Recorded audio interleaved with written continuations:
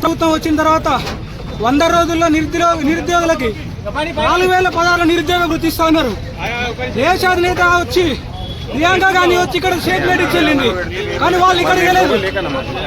కాబట్టి కాంగ్రెస్ గవర్నమెంట్కి హెచ్చరిక చేస్తున్నాం, నిరుద్యోగులకు వెంటనే నిరుద్యోగ వృత్తి ఇవ్వాలి, జాబ్ క్యాలెండర్ ఇవ్వాలి.